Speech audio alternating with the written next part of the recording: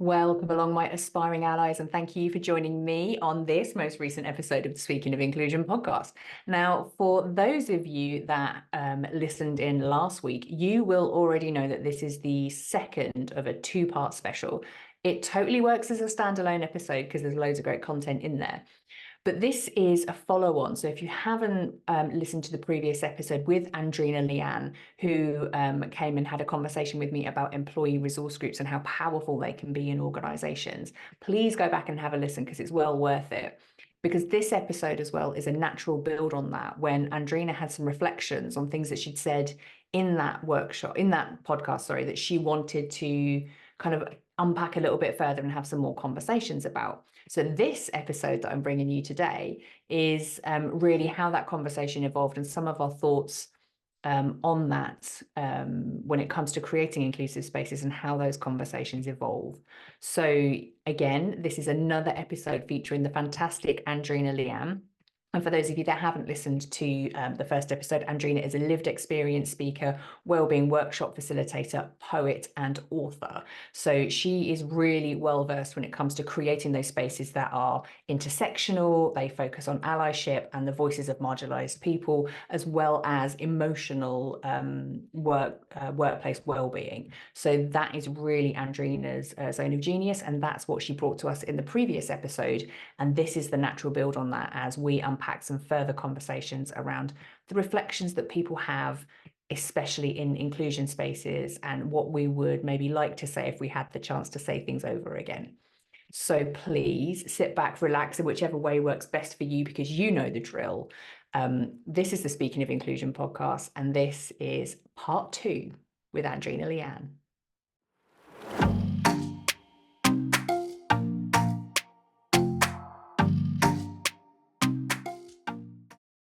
Organized chaos. Right, so Katie, I listened to the podcast. Yeah, I loved it. I listened to it last night. Yeah, you're great. Well, no, you're great, because it sounded like two friends having a conversation. It didn't sound like, it didn't, at times it felt like I was a bit too casual. I don't know. But I guess that's my style, isn't it? Just like be myself, talk in the moment. I think the bit that was a bit clunky was the ending, because it's like you wanted to go, I wanted to keep talking. Then I wanted to say, oh yeah, let's end it now. And then we were both kind of ending it, but carrying on talking. Yes. Which I think is a consistent theme in my life as well. It's like, oh, one more thing. And it's like, no, pick a place to stop. Yeah, but no, I completely agree with you. I think it's incredibly authentic. And that's, for me, why I think these style of conversations are so important, because I think it makes it real for people that's listening. Like, it's prepared in the sense of we absolutely know what we're talking about. Like, you are the absolute expert of the things that you're saying, and that shines through. So, and I like that to be the thing that is heard, rather than like that premeditated Q&A thing, which is still very useful, because I think that's absolutely got its place for like answering specific questions. But I feel like there's lots of that already that exists, and I think it's really nice for people to see, you know, the kind of more of the conversations that really do take place in our space, like the kind of things that unfold and the questions that come up. And I was really, really impressed that when you reached out after recording it and said, I've been doing some thinking and I've been really reflecting on this, and actually there's more that I would like to have said about this. And I think there is something really like real and authentic in that. And that's why when I was like, actually, rather than like re-record or do an edit, let's do this and talk about that more. Because I think that again is something that, if I think about the people that listen to the podcast, so it's like coaches, speakers, people in HR and leaders, it's like these are all people who will have like a finite amount of time to have conversations, whether it's in meetings or their own workshops and stuff. And they're not going to be able to say everything that they want, and they are going to walk away after this thinking, oh God, I forgot to say that bit. And I think that's real, like really real. And I think the fact that we're now kind of going, do you know what, there is so much other stuff we could have said, or different angles we could have gone off at, that we just don't have time to. And that is real. That's life. But also, I think the beauty about the podcast is that you get a chance to listen back to the bit, like, so after, when I did reach out and I said, you know, there was a bit where I wanted to elaborate more, or like have a comment where, you know, it was a bit where you were saying um that if a white gay man in the workplace, the scenario that I was telling you about, you were saying if a white gay man in the workplace is like talking about like what's going well in the current workplace for him, then it might make somebody else not be able to speak up about their issues in the workplace. And I think when I reflected on the conversation after the podcast, I wanted to say, well, actually, him saying what he said doesn't have to like diminish other people's experiences. Like, everyone's entitled to share their experiences. Yeah. It's not a competition, is it? Like, it's not Yeah, trauma exactly. Olympics or anything like that. Yeah, It's exactly. like, share, if you we want to create spaces where people share comfortably what they want to share. And just because Yeah. someone's experience is different, it doesn't mean your experience isn't valid. 100%, completely But agree. then, like, those were all the thoughts going around in my head. And although I agree with that and everything, when you sent me the podcast episode and I listened to it, I was like, actually, that didn't really need to be said, because what was said in the moment was appropriate. Yeah, And I think exactly. Yeah. what I'm trying to say is that, like, in life, we don't get the opportunity to go back to a conversation in the workplace, or a conversation. Yeah. Like, you can't just like re-listen to something. Yeah. Like, I don't know Doesn't what I'm work trying that to way. say. Yeah, life doesn't work that way. But what I was thinking is that after the fact, when the conversation ended and I was reflecting and had all these thoughts, when I listened back, actually, those thoughts weren't really necessary, Mm. because And I heard it from a different perspective and I was able to hear both of us yeah, and how we, yeah. yeah, do you know what I mean? Great Like, there's point. some things that seem like it's misinterpreted because it's after the fact. And like, it almost felt like I had remembered it differently than how I listened to it when I reheard it. Yeah, That's why when I reheard it, I was like, we don't need to record an extra bit. It's fine. yeah. What was I banging on about? But Like, also, I do think though, like there is still again like there's got what you've just said there is like so many like wisdom bombs that you've just dropped there, right? Because you've got the whole piece there about there is absolutely space for multiple truths to exist at any one time. And this is half, I think, of the battle that we have to overcome a lot of the time in our conversations, is that we get so locked into something being right or something being wrong, and we don't kind of stop and think about actually most of these conversations are completely grey, because we all have a slightly different perspective of what it's like to be, you know, whoever we might be. And even when we share multiple characteristics with another person, our experiences will still be different. And it is about making that space to say, oh, just because one person stands up and says one thing, that's their truth. And you may resonate with that, or you may experience something completely different. And your experience is, like, as you just said, is completely equally valid. Like, your truth is your truth, and that still stands in its own right as well. And I think that's like a really critical thing, that if we can get our heads around that, that it doesn't have to be like either or. It's not either perspective, it's like both perspectives are true. And sometimes that can be really hard for us, can't it, to like to kind of hold that space to say, yeah, these multiple potentially conflicting things can exist at the same time. But that's almost like the crux of some of this work, isn't it? Like listening, understanding, and having the courage to kind of go, yeah, I completely don't resonate with that, or I don't agree with that, but I can see from your perspective that's your reality. And then what do we want to do 100%. about this? And that's like, that's tough. So I Yeah. think that's a really great wisdom bomb that you've just dropped in there.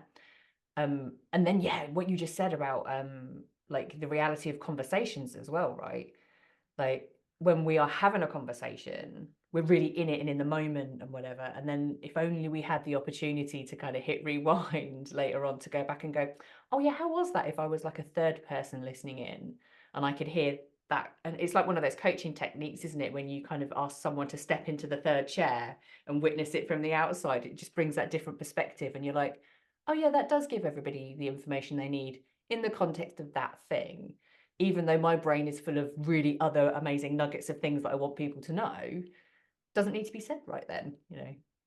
Yeah.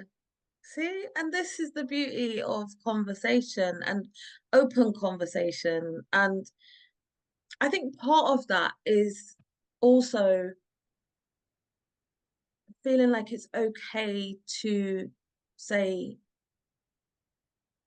you know, I was wrong about that, or do you know what I mean? Like, I think some people are just not comfortable with being honest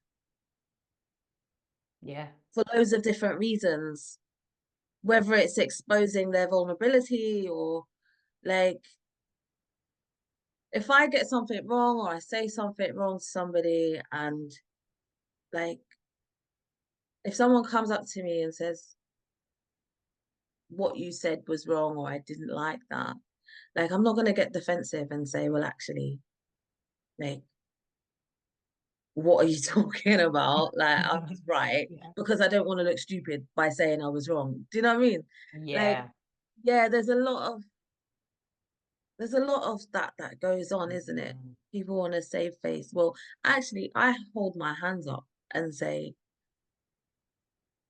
when I'm wrong about stuff, even when it's difficult. Because I always think like, what's the worst that can happen? I mean, you're already saying you're wrong, right? So Yeah, and yeah, exactly.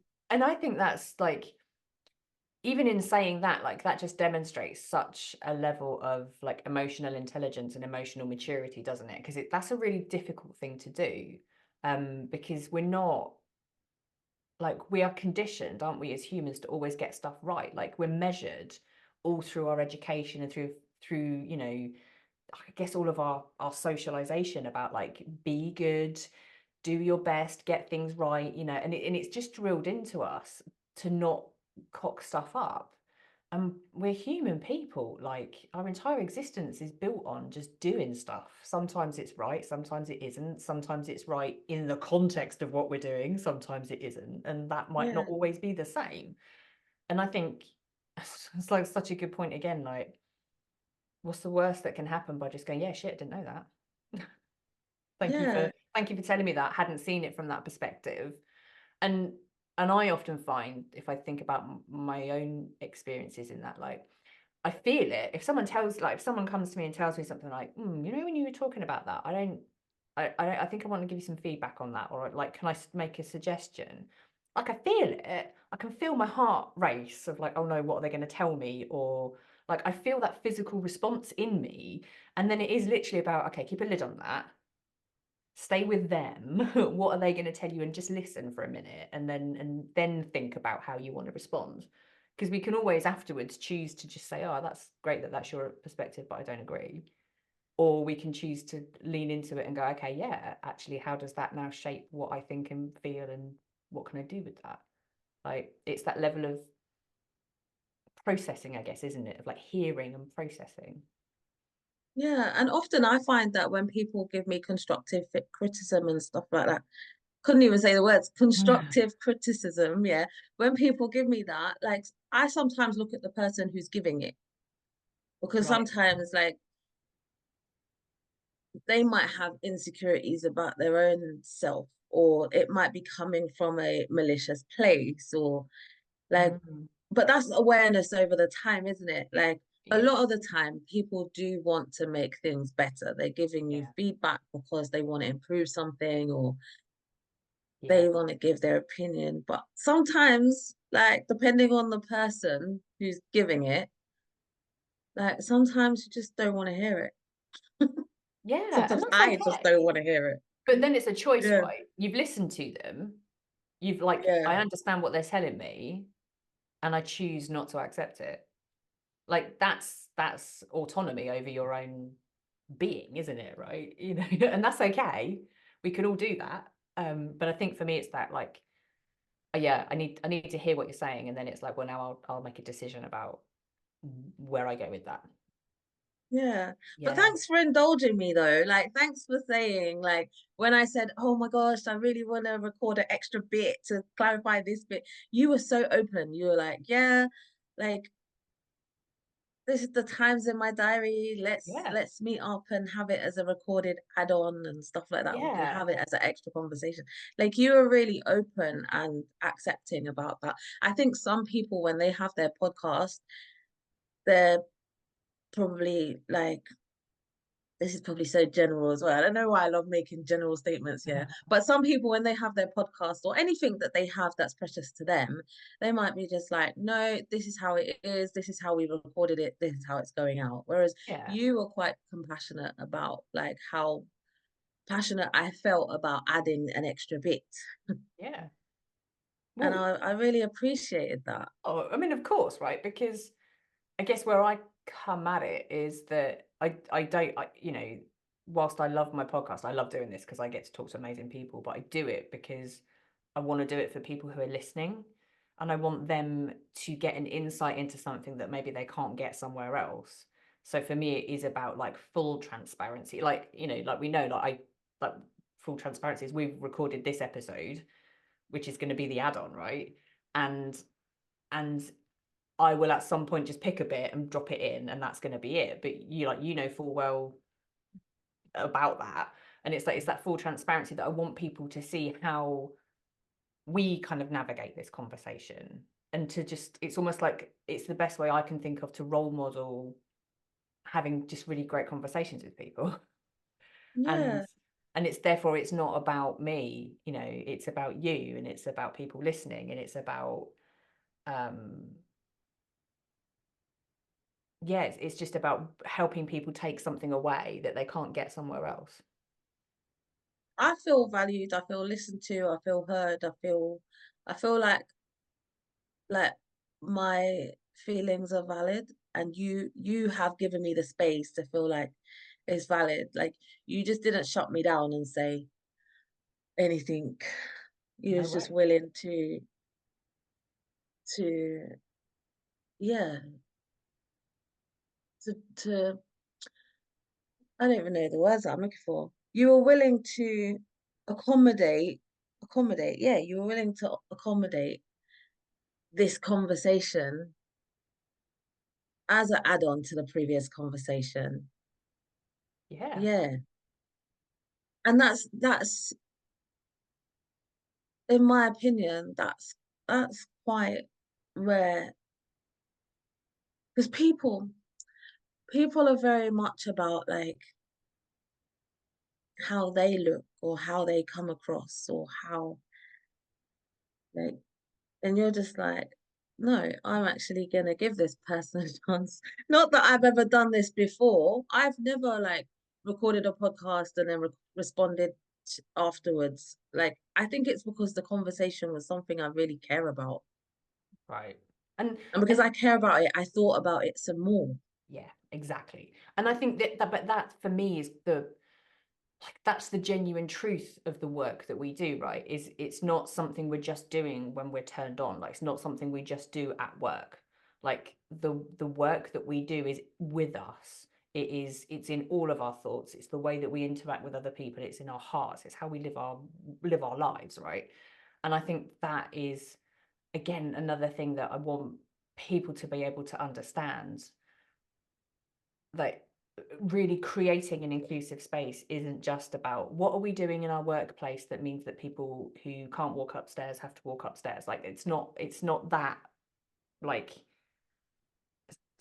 sort of straightforward. It's about how are you engaging with the environment and the world around you, and we should be capable of doing that in all aspects of our life. And quite frankly, when you kind of reached out, I was like, yeah, I hear you. Like I was like, yeah, okay, I acknowledge and recognize you're feeling a certain type of way about a particular part of that, and you articulated exactly like, this is kind of what I was thinking and how I felt about it. And I'm like, well, yeah, there's value in that too, right? So if we want to add some more in, I'm never going to say no for someone to kind of go, do you know what, I was listening to this again, and actually I think we really missed a critical conversation that would be helpful for people to understand. Like, there was never an outcome where I was going to go, oh no, I think I don't want to give any more information to people. Like, that was never going to happen. But actually, I think even where we've arrived at now is just even better, because it's kind of like, for me, this is us like role modeling like reflective practice, and the realness of true inclusion work. Like, it is, a lot of it's in the thinking, a lot of it's in the time it takes and the space, and it's not just ticking boxes and getting shit done. It's like, really, how are we Yeah, interacting? it's real and it's how we interact every day. What I do have to add though, because since our Please. podcast recording, I went to a staff networks conference. It was the first Excellent. staff network conference that they had organized, and it was brought to my attention, and I was like, yes, I'm gonna go to this. It looks really, really good. Tickets are a bit expensive for me, but I thought I'd be resourceful, Yep. and I reached As out they to are for them. conferences, right? Conferences are bloody expensive. Yeah, I reached out to them and they were quite receptive to me. And I went to the conference and it was amazing. Like the speakers were so good. Like they had so many different perspectives about staff networks and the challenges, but also the benefits. Like I learned so much. And the person who organized it, yeah, she's got Ah, this book. Yeah, yes. she's got this book. Have you So seen what's it? it The before? incredible power of staff networks. Yeah, it's called The Incredible Power of Staff Networks. And the author is Cherron Inko-Tariah, and she's got MBE, the MBE there. Excellent. Um, Cherron Inko-Tariah, was that? yeah, Cherron Cool. Inko-Tariah. And yeah, it's such a good book. Like it's got 10 chapters. It's so, it's just so insightful. It's like, it's like a Bible for staff networks. Like it's really, really good. And it talks about starting a staff network. It talks about like setting one up. Cool. Talks about it's got like an example of a terms of reference template in it, Amazing. and That's yeah, amazing. it's just so such a good resource. That's Yes. what it is. Such a good resource. And this is a signed copy from the author herself. And yeah, cherish it. I cherish this. This is That's gonna good. be like really impactful to my work going forward. It was one conference where I went and I felt really fulfilled, you know. I felt like I learned a lot, took loads of notes, can implement stuff in my work, can pass on my Excellent. knowledge to others. Like it was so beneficial. Brilliant. And yeah, so I just wanted to big up this book, The Awesome. Incredible Power of Staff Networks. It And was the thing, published a while ago, but all the stuff is still relevant today. awesome. I really like what you're also demonstrating there, is like that power of like the CPD side of things, like, um, continually challenging yourself and expanding your own learning, and like you say, investing in yourself to go to conferences because they aren't cheap, and to really gather that kind of knowledge and information so that you can better serve your clients. Like, that's just awesome. And I think there aren't sometimes enough people that will do that kind of like continuous development of our own knowledge. And again, this is another reason why I would encourage people to reach out and connect with you, because you've got all of that now. Like, you're harnessing all this and building that into everything that you already know, and like you say, changing how you might then implement things for clients. And it's like, you're investing in yourself so that your clients can invest in you, and bring you in and harness all of that and leverage all of that for the betterment of their environments. Yeah, exactly. it's also called self-employment. Yes. Self-employment and being the admin person, the marketing person, the research person, the Yeah. accountant person Oh, dealing with don't. late Yeah. I've got my invoices. expenses to do still, and I'm just like, oh. Oh, it's all that, isn't it? It's Yeah. all that goes into it. But I love learning. I really love learning, and I love like meeting new people, and I actually like going to conferences. I think it's my thing. Oh, I prefer to be speaking at them, but absolutely. the caliber of people, the networking opportunities, like just it's just a wealth of information. Yeah. And it can be quite overwhelming, but I think the best conference I went to, yeah, don't tell no one, was Hang on a minute. You are saying this on a recording, right? oh yeah, I'll tell you the best. Okay, I'll tell you the best conference I went to was the October PSA one. Okay. Yeah, October, that 3 day conference in Birmingham. What was That the was best the thing about it for best. you? Just the energy, Mm. the vibe, the people, the networking, the energy. Like there was so much about it, the learning, the workshops. Like that's the best conference I've been to. And since going to that conference, it's sort of like helped me to know that I want to seek out and go to more conferences Mm. that could give that same level of like knowledge and empowerment. Yeah.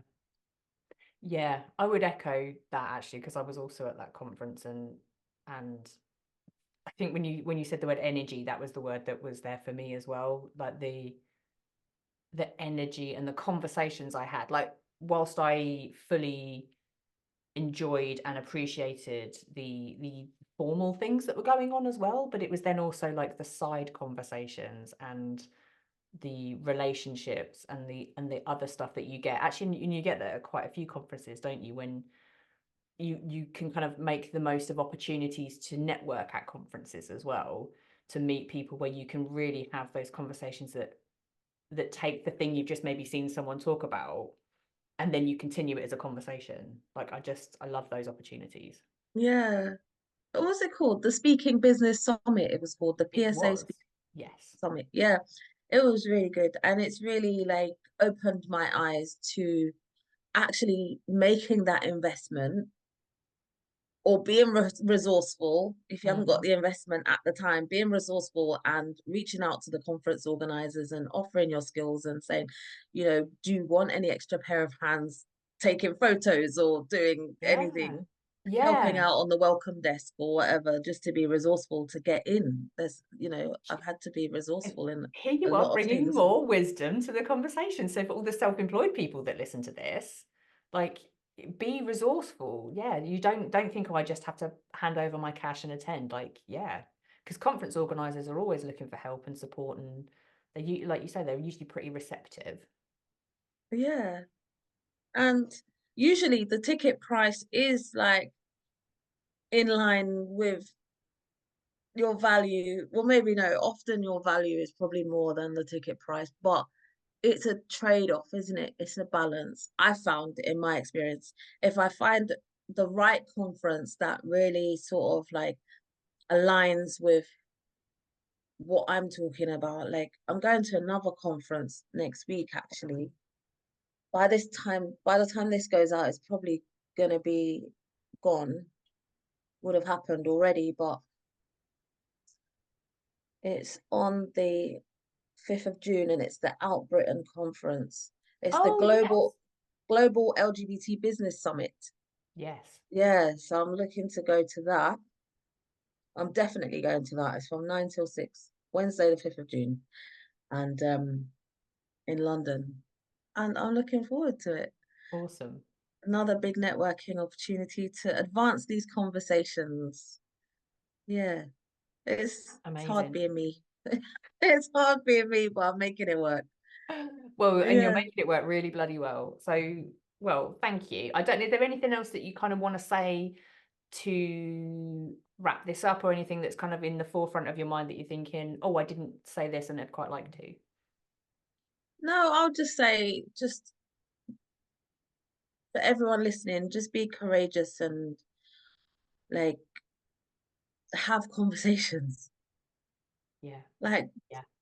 don't think too hard about it and just, yeah, don't shy away from uncomfortable conversations because we can all learn a lot from each other, especially when we've come from different backgrounds, different socioeconomic statuses and all that. Like, we can learn so much.